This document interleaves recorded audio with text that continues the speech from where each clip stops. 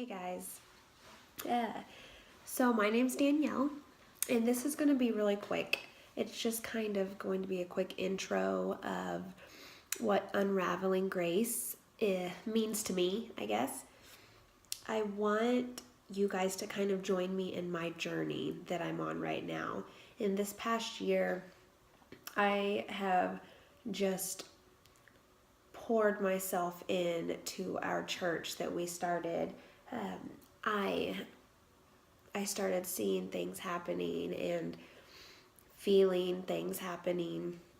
And this year, 2017, I've had so many friends challenging me in a good way.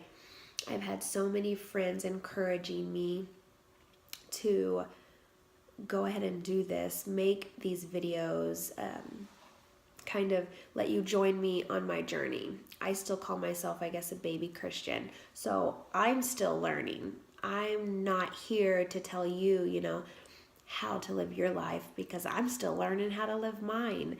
I'm just wanting to let you guys join me and grow with me.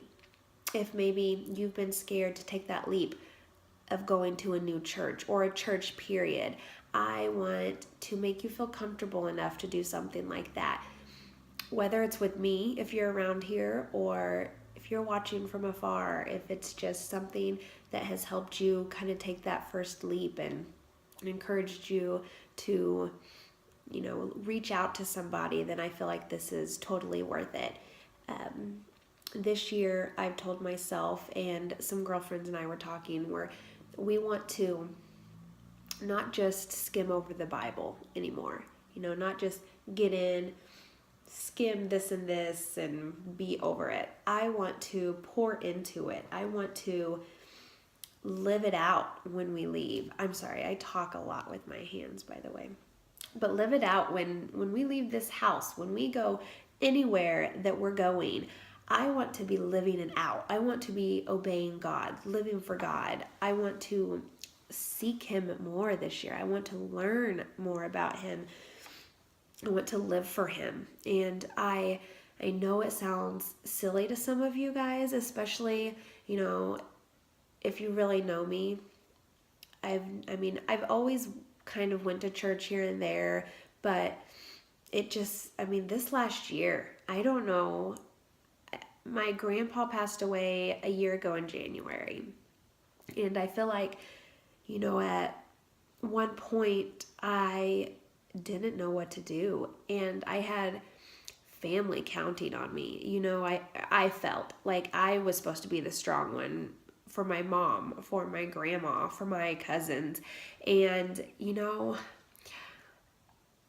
I just remember always driving home after being with him at the nursing home and listening to K-Love on the radio.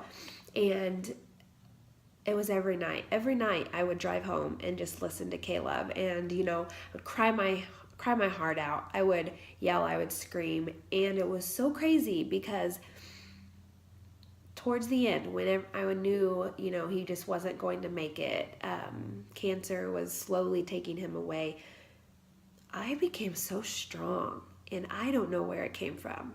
I don't know. I didn't think I had a bone in my body to be able to sit there and tell my mom and my grandma, that, listen, he's okay now. He's with our Father, and, and he knows it. He was such a good guy, and he went to church every Sunday, and I didn't even know this about him, but at his funeral they talked about how he was always right up front, in the Bible, and he knew he was in heaven. His best friend and preacher knows he's in heaven right now.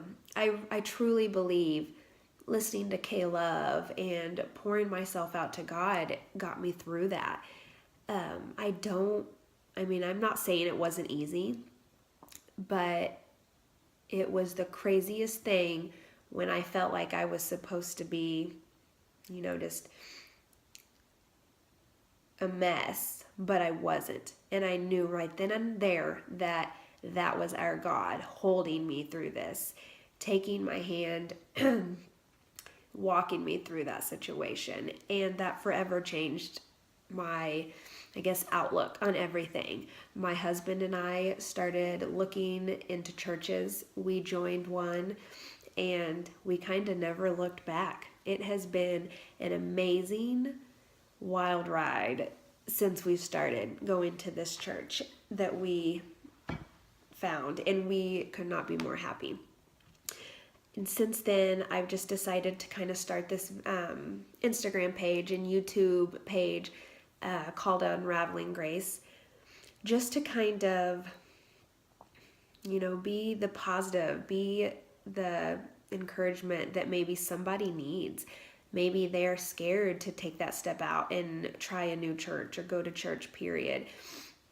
I don't know. I'm not a preacher, and I'm not here to teach you about anything because I'm learning myself, but I want you to grow with me. I want you to join me. I want to pray together. I want to, anything that we can do together, I want you to do it with me. The Bible is super confusing. It really, truly is. But when you really start reading into it and start pouring yourself into it, it's crazy how it speaks to you. And that's another thing I kind of want to do. I want to start, like right now, the book of Joshua I started. I want to read on it, and then if you want to join me, awesome. And then I want to kind of pour out our hearts about it. I want to talk about it, what your opinions are, what my opinions are, how I took it, how you took it. A really good friend of mine actually just did a video on the book of Joshua when she read it, and kind of put, her outlook on it and what she took from it.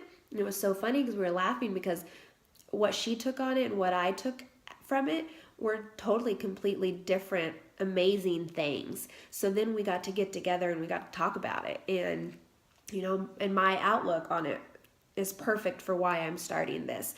In the book of Joshua, in the beginning, Jesus appointed Joshua after Moses passed away and told Joshua, he was telling him to do all of this crazy stuff. And Joshua wasn't saying, why God? He was obeying him because he knew, that was the Lord, that was his Father. He wasn't going to question him. In the middle, I was actually just reading it yesterday, I think it was, and it's so intense. I told my husband it was like a movie, a drama movie. He'll love it when he gets to the book of Joshua. But in one part of it, Jesus told Joshua, get the priests together and march around the walls of Jericho. Don't say a word, just play your trumpets. For 6 days straight, they did it. They probably thought he was crazy, but they didn't question him, and they did it without speaking a word. On the 7th day, he told them 7 times around, and on that 7th time, blow your horn and just shout. Everybody, yell out a shout. And on the 7th time around the walls of Jericho, they all shouted as loud as they could, and the walls just collapsed. They came down. Everybody charged in. They took over Jericho, and they, devoted the town to the Lord. They didn't ever question, that's not possible. How are these walls just going to collapse because we're yelling? They just believed in their Lord, and they obeyed. And as silly as it sounds, that's kind of like how I feel. There's times and there's moments when I'm like, this is silly. God, why do you want me to do that, God? This Unraveling Grace that I started, is this silly? Are people going to think like, why is she doing that? But I guess I'm silly. I don't know. I feel like, this is something God is like holding my hand through. He's giving me a high five and he's saying, let's do this.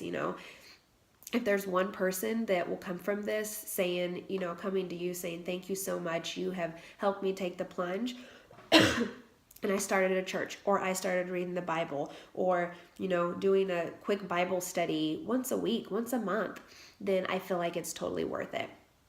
So I know this totally wasn't short and sweet. I'm so sorry. And my voice is sounds horrible, but thank you for listening.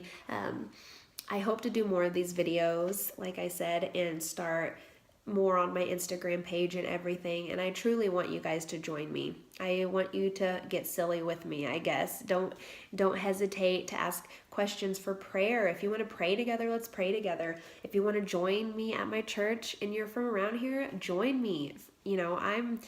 I'm here for you guys, and I hope that we can get together, whether it's in person or just like this, talking over Instagram or even text messaging.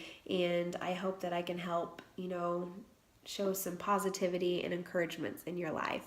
So I hope you guys have a good day. Thank you for watching, and I'll talk to you later.